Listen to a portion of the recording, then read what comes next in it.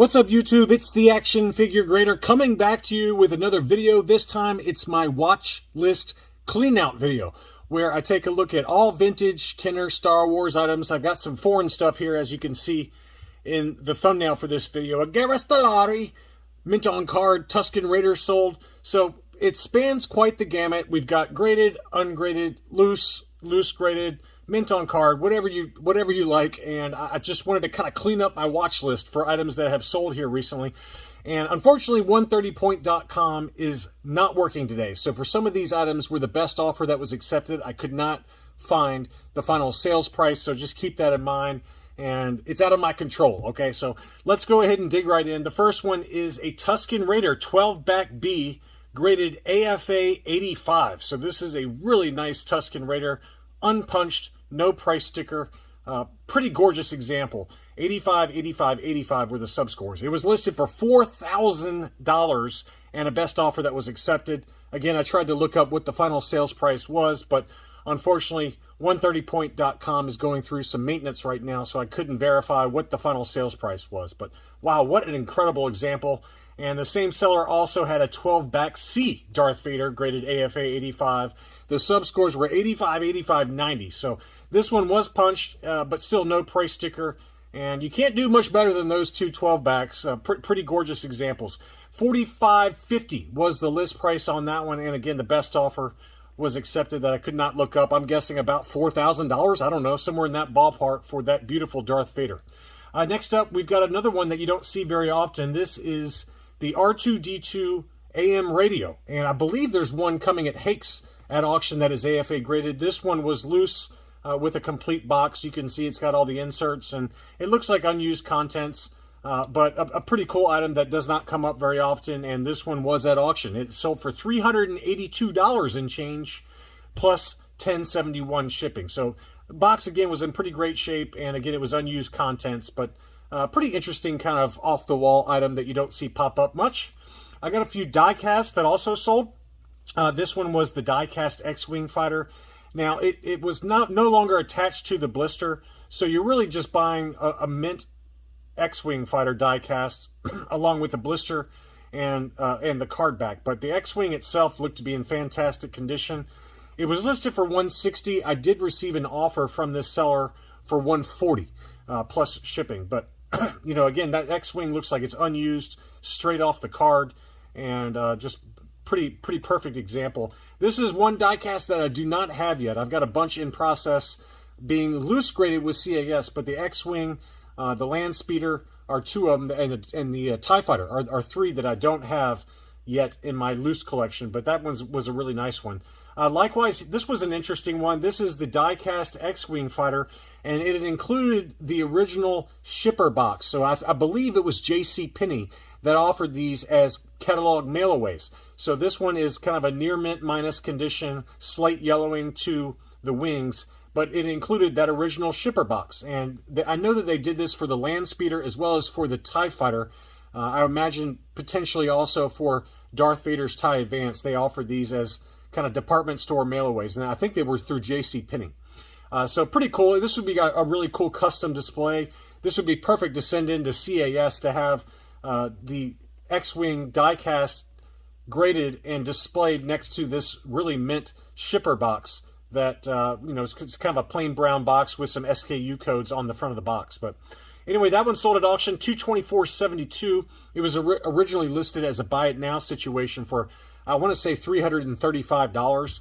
And when nobody bid, he decided to switch that over to an auction, and it sold for about $225 plus shipping.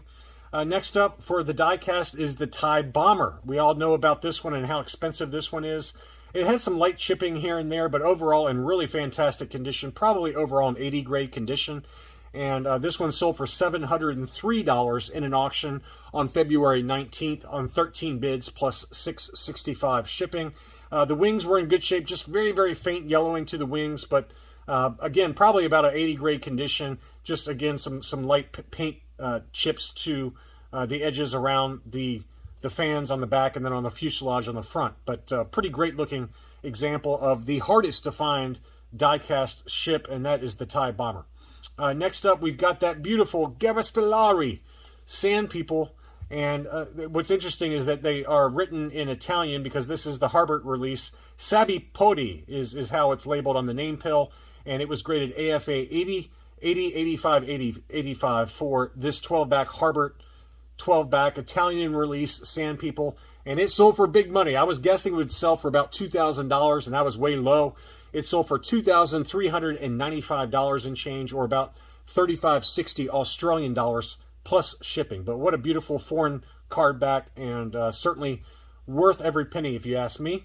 The same seller also had this beautiful Toll Toys Return of the Jedi Forlom with the free Nyan offer. It was graded CAS 80 plus. Toll Toys 65 back, 80, 80, 85 were the sub scores with a yellowed blister. But wow, what an incredible item. And as you can see on the bottom, on the back of the card there, it's got a Australia/New Zealand address there for that Nyan mail away. So this one was released in Australia and New Zealand markets. So very rare to see one of these pop up at auction. It sold for $1,665 US dollars, or almost 2,500 Australian dollars. So you're going to pay big money for those foreign card backs, and there were a couple of them there that sold here recently. Here was the Toll Toys Nyan mail away. This one was ungraded but complete with the box and the baggie for Nyan, as well as a catalog that was inside.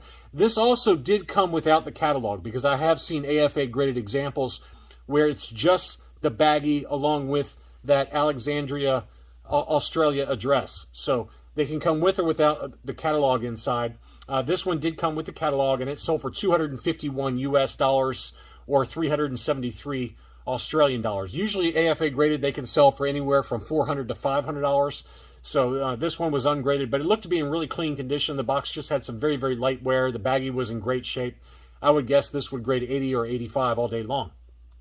Next up was a beautiful pre-production item, and that's a Revenge of the Jedi proof card for the Ugnaught. And this was an AFA 80 example with the clear view label up top, and this one also was at auction. So pretty awesome to see some of these very rare items sell at auction. This one sold for 1,890 Australian dollars, or about 1,272 US dollars plus shipping. So another data point for those of you that collect the Revenge of the Jedi proof cards. I've only got one, and I probably will only have one in my collection because they are very, very pricey.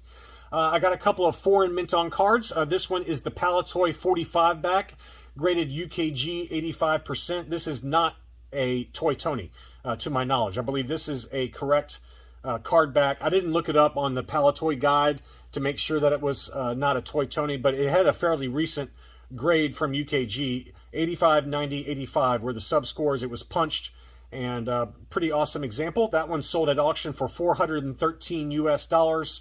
It does not mention whether it was a Toy Tony or not, so it might fall on the list. I just didn't look it up.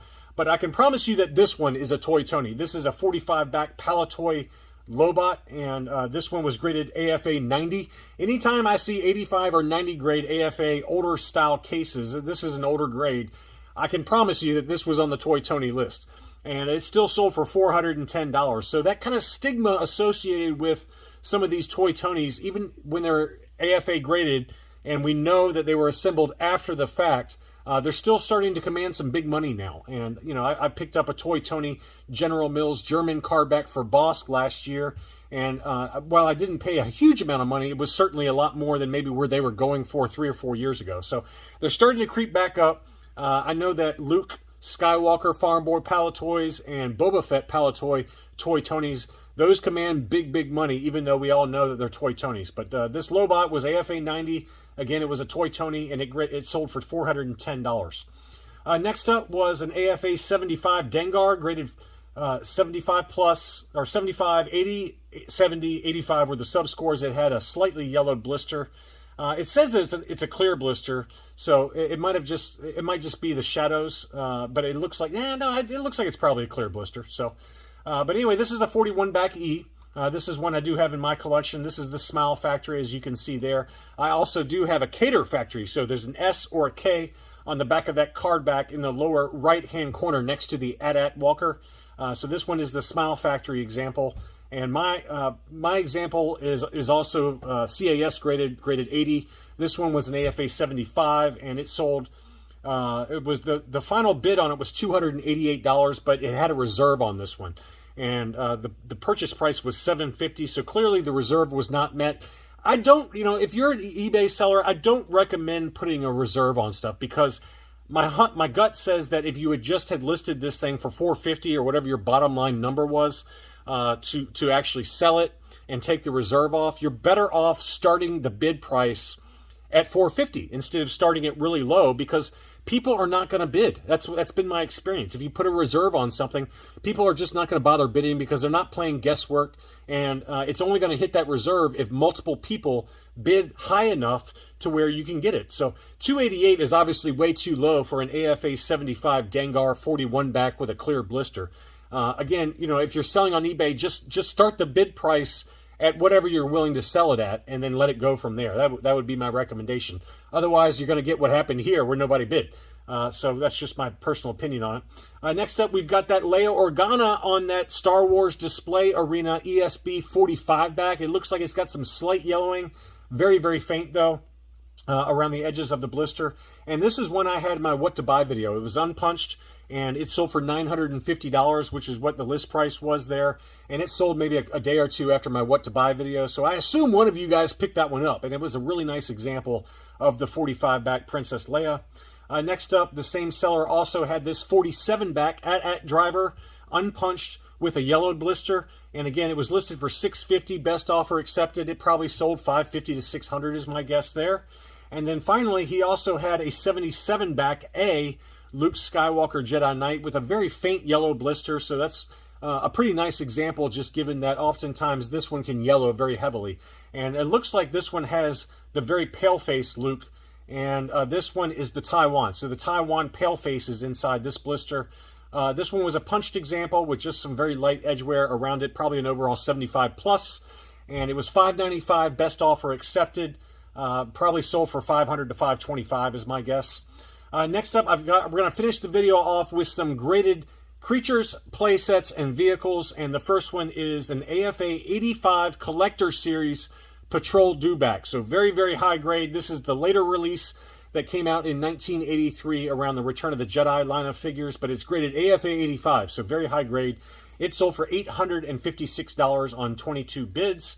The same seller also had an AFA 85 speeder bike, and this price surprised me. I thought it was going to sell $450 to $550, and it blew past that number and sold for $621 plus another $20 shipping. This one was located in Australia, but a beautiful example there of the speeder bike graded AFA 85. And then finally, the same seller also had an AFA 85 Bespin Control Room Micro Collection. This is a really cool play set that features that trap door, or that door where Luke was pushed out after Vader gave him a force push. I don't have any of these micro collection items graded or anything like that, but I did collect these and play with these pretty heavily when I was a kid. So pretty cool to see an AFA 85 example. And that one sold again for $255 on 4 bids plus $20 shipping. So anyway, a pretty wide range assortment of graded and ungraded loose mint on card. I was just cleaning out my watch list, and I thought it would be a fun video to kind of span the gamut of all these different items that have sold here recently. Thanks so much for watching, and I'll be back soon.